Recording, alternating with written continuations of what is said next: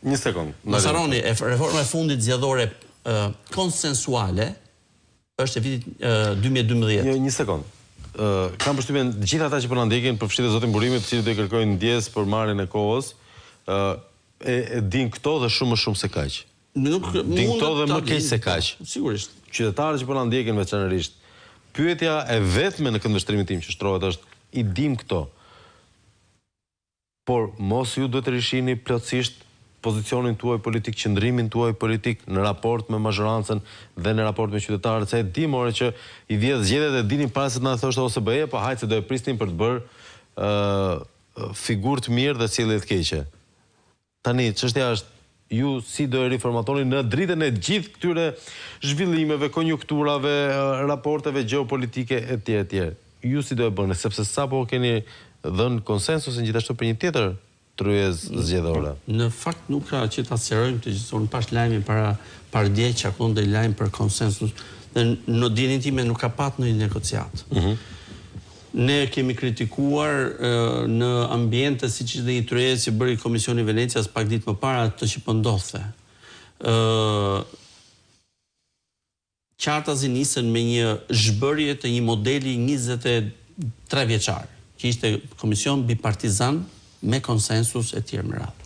Do e bënim në mazhorancë, e vendosin veten.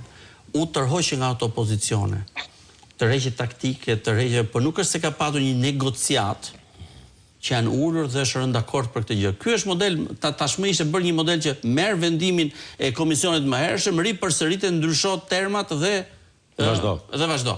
Sepse funksionon ashtu siç është. Pra nëse Edi Rama nuk e prish atë që del nga një komision reforme, ajo reformë do të bëj 80% mirë, 20% do duhet të ribëhet sepse si ishte menduar deri në fund. Ka ndodhur kështu dhe më përpara. Por, kjo nuk ishte tani.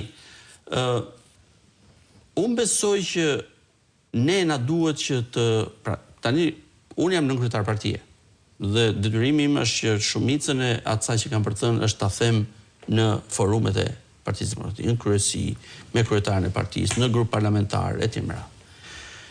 Kështu që me mirë kuptimin jam i kufizuar për shkak të, pra nuk dal të them çfarë më thot mendja mua, pra mund kem gjëra shumë forta për të thënë i them atje brenda.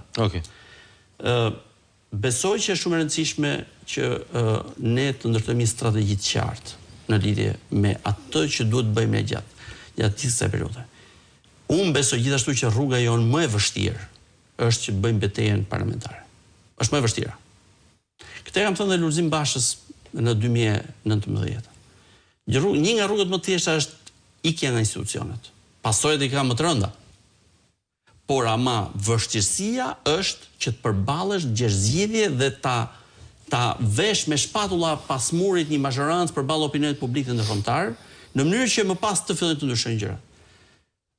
Si ne në strategjinë tonë të përfshijmë impaktin që ka procesi i integrimit evropian, interesi i Shtetit Bashkuara për të shpartalluar krimin e organizuar, trafiqet dhe kartelet e drogës në Shqipëri. Dhe integroni këtë në agjendën tuaj dhe në aksionin tuaj politik.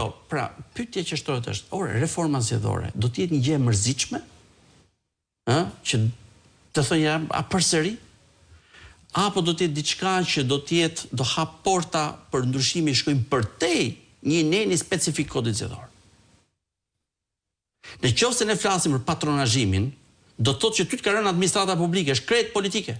Që do të thotë ato pallavrat që dëgjojmë nga ministrat kur vinë dhe raportojnë për reformën e administratës publike dhe suksese, por administrata publike ka një nga rolet kryesore të gjithë vendeve europiane që kanë bërë rrugën e Kroacinë marrim për si shembull, administrata publike ka mbajtur peshën kryesore në procesin e integrimit evropian.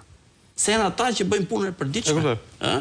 Atëre, mora zash vetëm një shembull. Po mirë, policia do vazhdojë në të njëjtën formë. Në qoftë se policia në mënyrë aktive nuk çon në SPAK referime për shitblerjen e votës, se në një farmase Dumani tha edhe këtë. Nuk e tha me këto fjalë, po la këtë nuk. Unë e di nga burimet të tyre gjithashtu. Policia ose nuk referon fare, ose referon vetëm rastet të opozitës, pra çon opozitën për shitblerje vote. Ndërkohë që ka ndodhur masivisht nga zyrtarët shtetit dhe krimi organizuar lidhur me